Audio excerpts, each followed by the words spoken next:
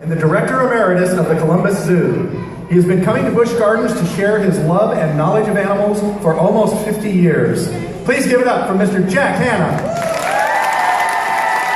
Thank you, everybody. Thank y'all so much. Thank you.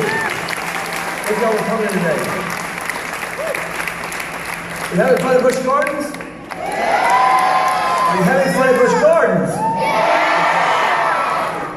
Well, I've been coming here, as they said, for almost 50 years now, and it's been an incredible 50 years. Every speech that I do here, that this is where my wife and I had our honeymoon, took our honeymoon here in 1968, and my first daughter was born 9 months and like 4 days later. So, anyway, it really is a beautiful park, everybody. Plus, before I get going today, I'll introduce somebody who never stands up. He better stand up today because I won't sit here all day and wait. And that's the producer and founder of helped me found our series, Jack Hanna's Animal Adventures. Remember that went on for like 15 years? Then Into the Wild, Countdown. And by the way, our production company is set right here in this town of yours. It is Spectrum Productions. Guy Dickinson, stand up guy. He's been with you 20-something years, traveled the world, everywhere in the world with him.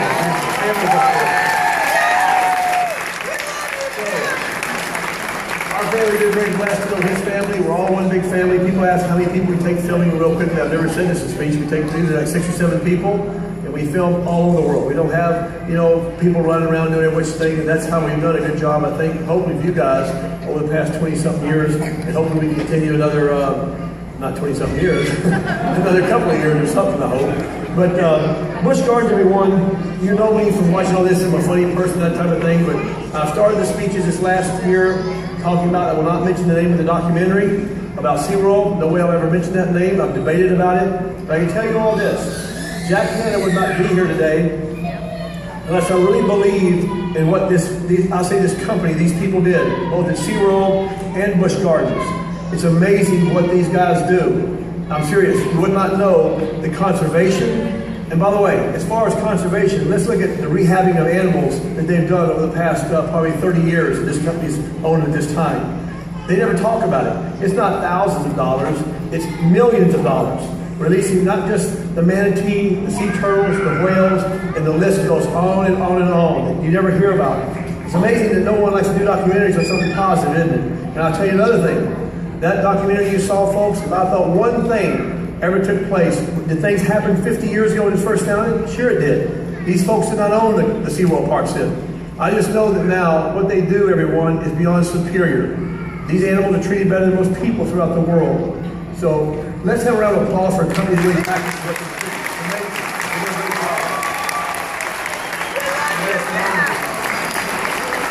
Now that said, I've got a lot of neat animals to show you today, so we'll start out with one, being a veteran of the armed services. This is one of my animals that I always look up to, like all of us should. Not because it's just, yes, it's an American bald eagle, there's no doubt about that. But by the way, that's called baiting, what's happening then. These birds are all birds that have been injured in the wild. Most of the birds, not all the birds here, but this bird especially. Obviously, they're basically owned by the federal government. SeaWorld is nice enough to take some of these birds in here, rehab them, and use them for what I call as education. And by the way, some people ask us what our #1 goal is at SeaWorld or at Columbus Zoo or Busch Gardens, wherever it might be. The #1 goal to me, everybody's education. What does that mean in what we do, what you guys see here at Busch Gardens? It's called touch the heart to teach the mind. If you can't touch someone's heart, you can't teach their mind. And when you hold this bird here, I don't know, I get to see these quite a few times in Montana, where I live part-time. We have a bald eagle nest there. Last year, the first year we had it, we had 2 little chicks, or 2 little babies that hatched. I watched them grow up, and then this year we had 2 more hatch. You won't believe this, it's amazing to watch. When the little bald eagle's born, he's as big as this hand, like this, your fist, all that little fur, little fuzzy thing, and all, not fur, feathers, little fuzzy down, and then in less than 12 weeks, he's as big as that. One of the fastest growing birds in the world.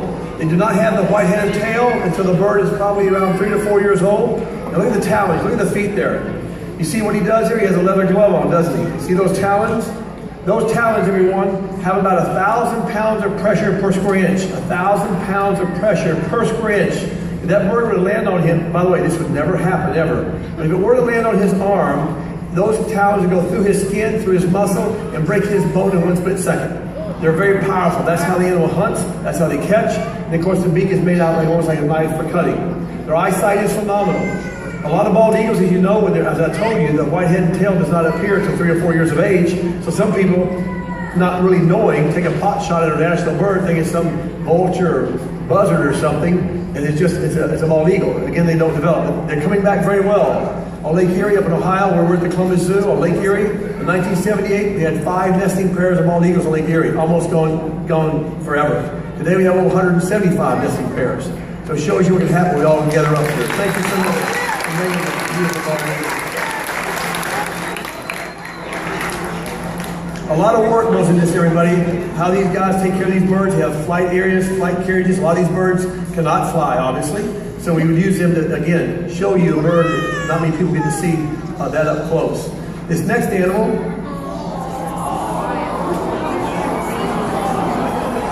this is a Homo sapien right here, a male. This right here, everybody, is a sloth. We'll focus on this one first. This is a sloth here. That's the is that 3-banded armadillo. Over here is an armadillo, and this is a tamanduan. I'll talk about the sloth first, real quickly.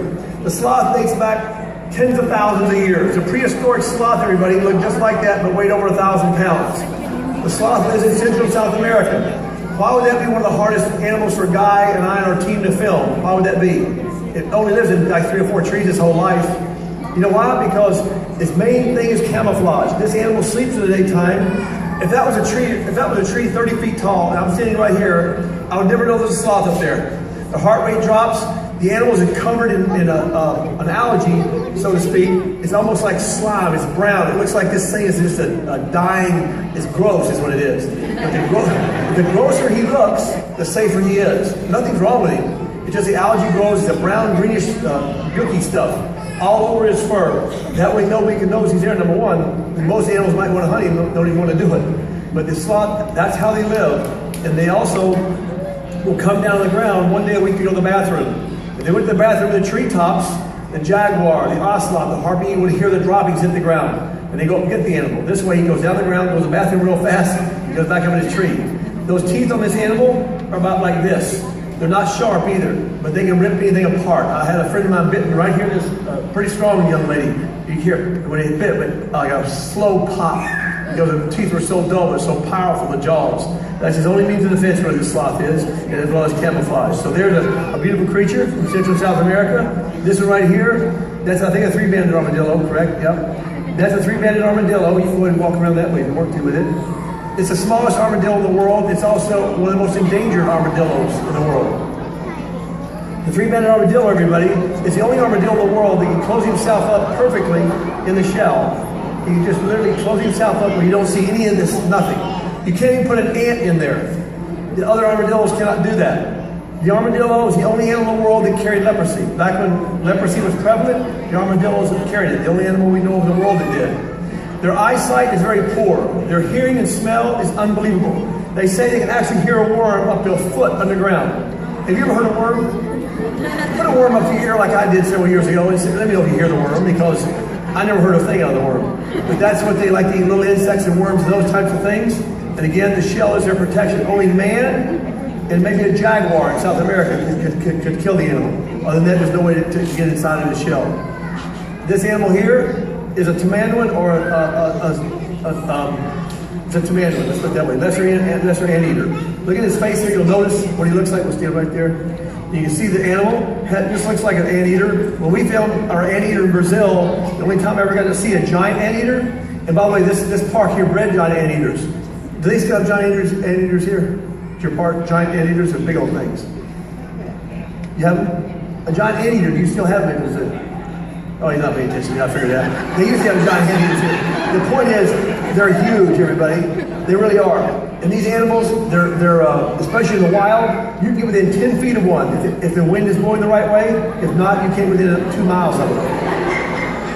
This one here, you see those claws? Those claws, not on this one necessarily, but on the giant anteater, can take if there's a concrete mound here like this, like a termite mound, they're like concrete, they can rip them apart in a split second. Those are very powerful. This also is called the stinker of the forest, stinker. This thing, you can smell him 10 miles away when you're in the Amazon or wherever you're tracking animals. This animal, that's his means of defense as well. So there you have several. No wonder they put the anteater with him next time, will you? Let's give a round of applause for all these three beautiful animals here.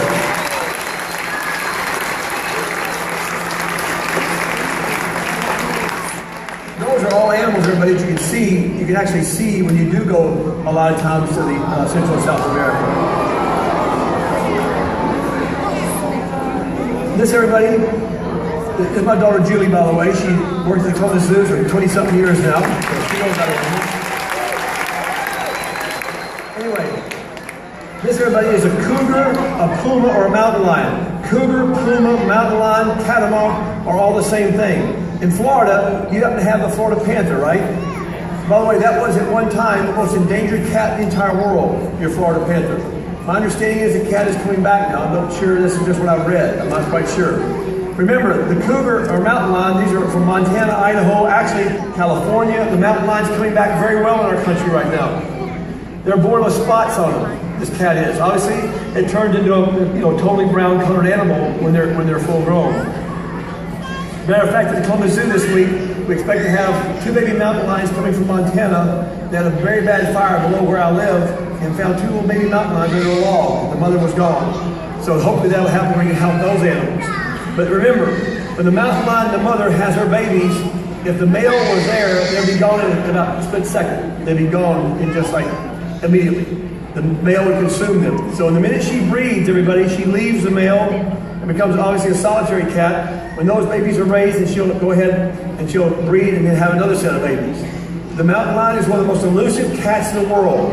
When you talk about cats you can film, tigers are kind of difficult, lions aren't too difficult, leopards really aren't too difficult anymore, they're coming back. But the mountain lion is like elusive. The only way you can find a mountain lion if you want to is dogs can track them very quickly because of the urine smell that the mountain lion has. A dog can smell just incredible as far as their smell. So there's a beautiful animal, one that's native to North America, our beautiful, largest cat in North America, the beautiful mountain lion. Thank you, Julie.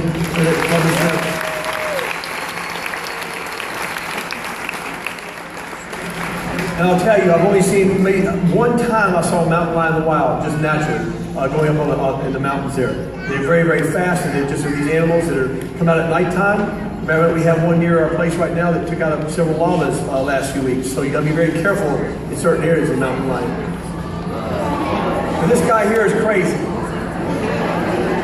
You know what that is, right? A Komodo dragon.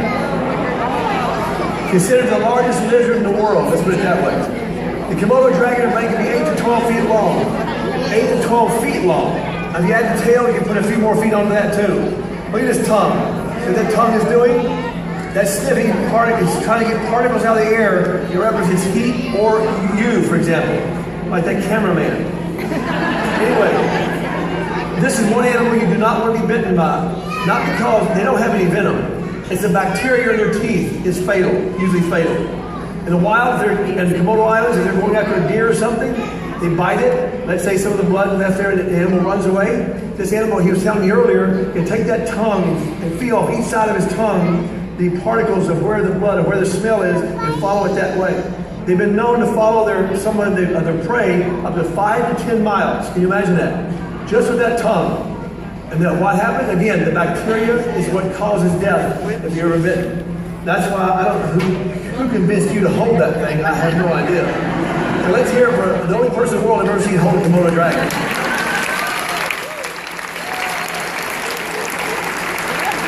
And I don't know if the parents are here, but y'all see them because not many parks in this country have Komodo dragons. There really aren't.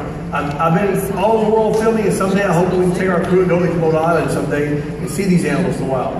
They say you can film them pretty easily. This next animal is one that what's the first word in the dictionary? Aardvark.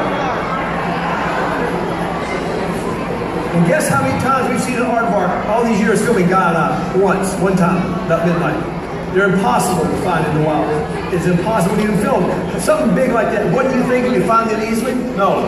All that animal does, he knows some lights coming around, he hears a noise, and their hearing is incredible. They just get down like a big old boulder, like a rock. Oh. This is Junior. We call him J.A. for Junior Aardvark. If that's not cute, I don't know what is. Some people say that the good Lord took all the leftover parts and made an aardvark. But they really are different looking. If you look at these guys, I don't know who they're filming now. But you notice on this one, you can't see this one really, but they have claws. The claws of the aardvark, everybody, are powerful. The claws of an aardvark is like an anteater. They can rip anything apart when they want to. They live like ants and little termites, and they also dig huge holes in the ground. Like this aardvark over here. There you go. Huh? He escaped. Oh. Anyway, that aardvark there digs holes that hyenas live in. Other animals take over their holes. So let's hear from Artie Jr., the aardvark.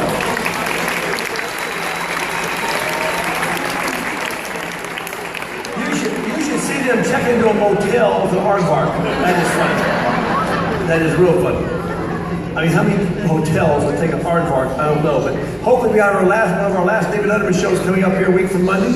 And then at that point, I'd love to get the aardvark on there. I know we're going to have American bald eagle on there along with some cats. So if you have absolutely nothing to do, watch the show. This right here, everybody, is an animal that you don't see very often. It's considered also one of the most endangered cats in the world, a snow leopard.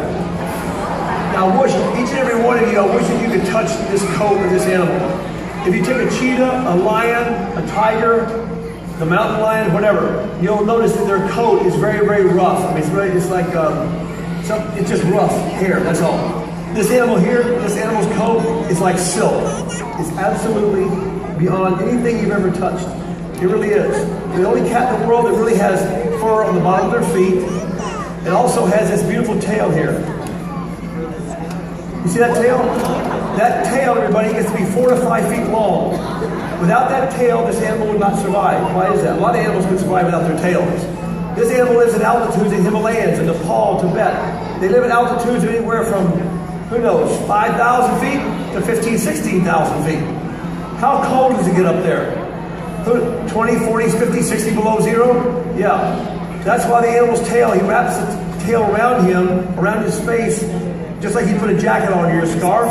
So that tail is why this animal can survive in temperatures like that. You see the ears? Very small ears. Frostbite, obviously. If this animal didn't have, if it had big old ears, he couldn't have his ears be frostbitten.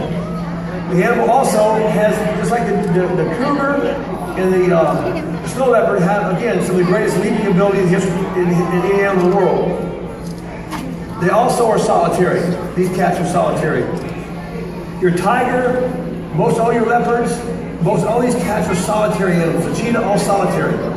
However, the lion, the African lion, is not solitary. Isn't that beautiful though? Every time I see that thing, we've been very fortunate at our house at the zoo, how other zoological parks raise these animals. And I'll tell you something, it's a 24/7, every hour job. There is no sleeping when you're raising a young cat like this. The coat of this cat, back in the 1930s and 40s, yes, people wore these coats in Nepal and Tibet. That's what kept them alive. Today, a guy was found several years ago with selling a snow leopard coat for $60-something thousand. That obviously didn't go very well. He got caught, but you know, not many people go even see a snow leopard coat anyway. But they're a neat creature, just one you just want to hug like a toy almost. So thank you, Brian, for reading that from Columbus Zoo. Beautiful animal. It's him, our snow leopard.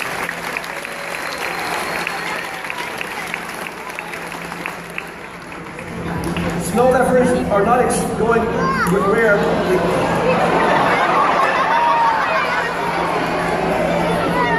Real quickly, the snow leopard is endangered not because of hunting, because the snow leopard's been pushed up in the mountains by overpopulation. Up there, they don't have the food source. That's one of the problems. These, everybody, are penguins, obviously. If you ever do a game show, and they ask you, how many species of penguin are there? There's roughly 17 species of penguin, all right? And only 5 live in cold weather. Most people say all of them. No, only 5 do. The emperor, the king penguin, the chinstrap penguin are all cold weather penguins along with others. They have blubber on them. They can go to temperatures, who knows, Antarctica, 40, 50, 60 below zero. These animals here, this is the black-footed penguin. The black-footed penguin is also called the jackass penguin because it brays like a donkey. These animals live down in South Africa, near Cape Town. It's called Simonstown. If you ever go down to Cape Town, go to Simonstown, right about 30 miles from there, and you'll see these black-footed penguins swimming all over the place. These animals are monogamous. They mate for life. And how, it's amazing, the reason I say that is, Because when we're in Antarctica filming, you might be on an iceberg, you look at this building here, and have 3,000 or 4,000 penguins on it. And they come up to you. They don't fear man, because man has never really harmed penguins other than collecting eggs and feathers and that type of thing, and natural oil spills, things like that. And SeaWorld, by the way, is about oil spills. Who do you think are the first responders all over the world? It's SeaWorld, because they know what to do. So they help save a lot of these penguins. You go to the bathroom? Anyway, yeah, you went to the bathroom. But these penguins, everybody, you see how he climbs up? Penguins in Antarctica can climb an iceberg like you wouldn't believe, better than you could. They can't fly, obviously, but again, they're a neat creature, everybody, and these penguins eat fish. The ones in Antarctica eat krill, all right? It's like a little shrimp-like thing. And if you ever go to SeaWorld, you see the cold weather penguins, right? You've seen that? I'm sure some of you see it up there. Well, there's a few places in the world you can see a habitat where it's cold enough, like the ones in Antarctica. Those penguins up there are from Antarctica. So thank you so much for bringing our beautiful penguins out today.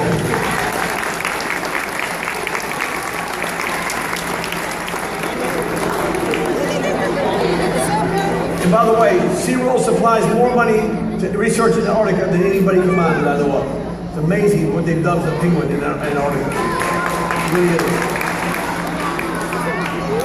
This animal here, very few have ever seen, if you even know what it is. This is a palm civet, everyone. It's in the mongoose family.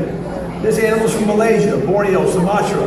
We went there several years ago, thought we might want to film one of these or see one, forget it. They're nocturnal, and those jungles over there make the Amazon look like it's something you wouldn't, it's incredible. The heat over there, the leeches, it's a beautiful place, but it's like pitch dark when you get inside these places.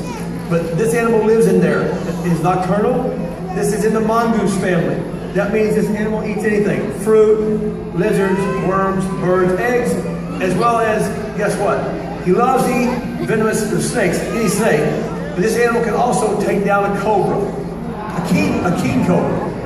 One drop of venom, everyone, one drop of venom from a king cobra can kill an elephant. One little drop. So you can imagine it wouldn't take who knows what to do something to him. But this thing will eat a king cobra. How is that? How does he eat a king cobra? What he does is, the king cobra, by the way, when they strike, I'm fascinated by cobras. We film them where they're 12 or 16 feet long. When they stand up, they're as tall as I am. So the cobra, when he strikes, everyone, it strikes like this. All right, you see that? That's how fast it is. But that's not fast. A rattlesnake will hit you 2 or 3 times before you can even blink your eye. But this thing here, the king cobra, is like this. He follows motion. The animal follows motion. So this little creature, if you've got a king cobra sitting right here, right? You take that outside circle there, the palm civet will circle around the cobra like this. Walk around the cobra. The cobra goes like this trying to bite him, but he can't reach him. Then that little thing there, he'll start running around the cobra like this. And the cobra goes like this. And then the cobra gets so dizzy, the cobra falls over and he bites the cobra's head off. It's really funny, but it's not funny to watch. That's how he eats things. One last thing about the palm civet, everyone. How many of you remember the SARS disease? Some of you adults and doctors might remember 15 years ago in China. They had the SARS disease. I see somebody nodding their heads up there. The SARS disease was one of the fastest spreading diseases in the history of the world. This is a delicacy in China. It sells for $200 in a restaurant. Used to, by the way. Someone found that someone skinning the animal got SARS from this animal. It spread like crazy. All these animals are destroyed in captivity. They were raised that way. It's like raising, I guess, certain types of ducks, whatever it is. That was in stock all in Asia. Until about 2 years ago, one person got SARS. Then they wiped them all out anywhere they could. They did not go in the jungles. They'll never find these animals in jungles. So, and by the way, no one anymore consumes the animal. But that just shows you what can happen. One last thing about this animal is go to Starbucks tomorrow. Go to any Starbucks and talk to the manager, telling you want to order 1 pound of palm civet coffee. 1 pound. That's worth $500. So you must like coffee to do this. So go there and he might smile at you because the palm civet eats the coffee bean, goes in his stomach, through his intestines, out of the ground with a film coating on it. They take it and bake it and sell it for like vitamins and medicinal purposes, all right? Enjoy Starbucks. Anyway, I'm sure you can go there tomorrow. You ask him. You can clap for the palm civet. He's a nice guy.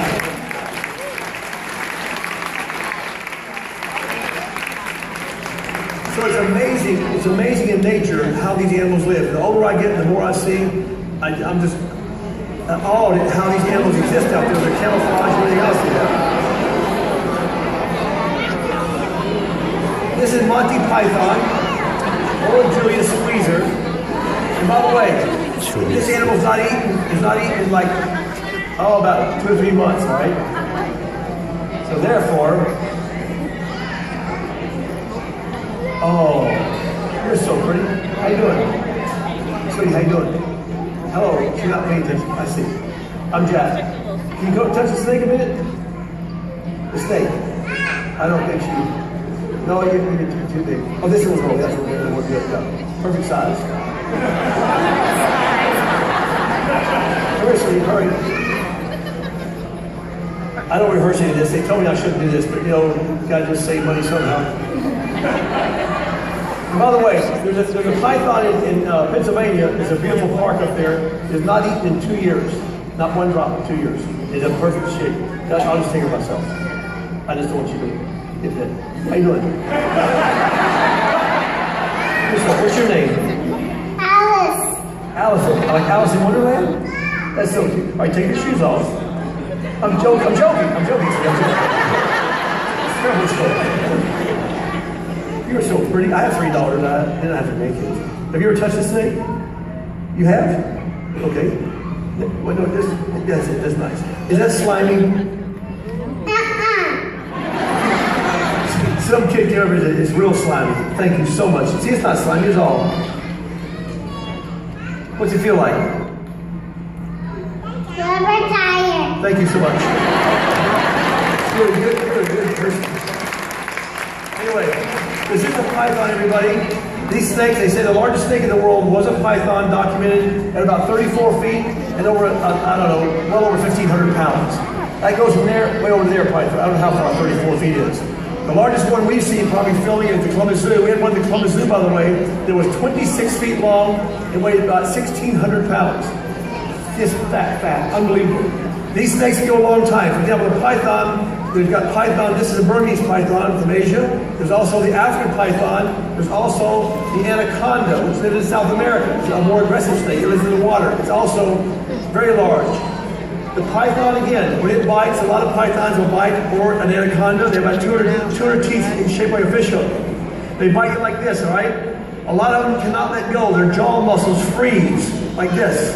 It takes about 30 minutes for him to relax his jaw muscles like this and then swallow his prey or leave you alone.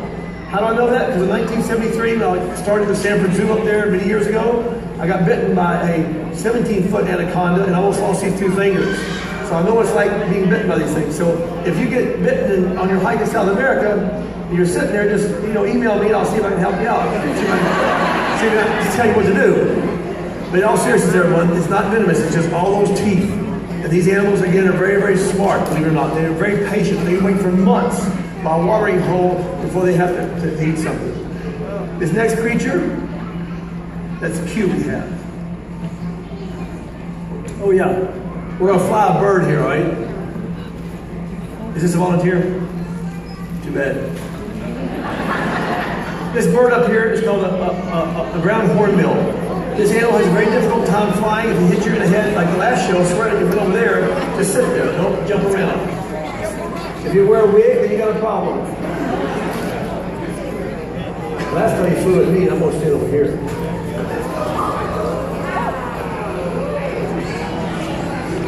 So if you notice something, everyone, this is not, you can clap for the bird, that's pretty good. If you know something, everyone, these birds are not excellent flyers. A bird of prey is just like a jet taking off. This bird, when we film in the wild, follows herds of zebra, herds of elephants, giraffe. They stay about a mile or 2 behind these animals, and they go along, and as a herd of elephants kicks up the earth, and they go along and pick up all the little snakes, insects, whatever it might be to eat. That animal's beautiful red head there, you can't tell it right now, but when breeding season goes on, it's a bright, beautiful red, and a big sack of red. So you notice how she doesn't wear gloves. Anyway, that is, everybody, a ground hornbill. There are several types of hornbills in nature. Some live in the trunks of trees. That is an example there of the largest hornbill, called the ground hornbill from Africa. So fly there, buddy, and we'll get ready for our next visitor. I don't know how you get the hornbill to fly, or make him fly. You don't really make him fly.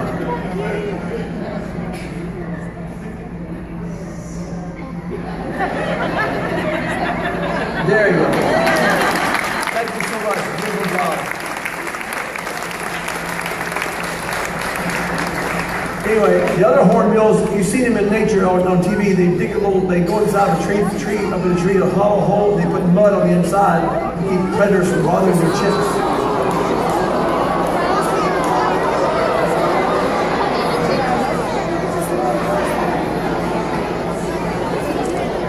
This everybody's a dog, and Julie has it. This is a cheetah over here. The Bowder has. Uh-oh, the cheetah sees himself from the tree. That is funny. This cheetah's about, what, 14 weeks old? 4 months old? This cheetah, everyone, was born with a deformity. You can see it on his front legs.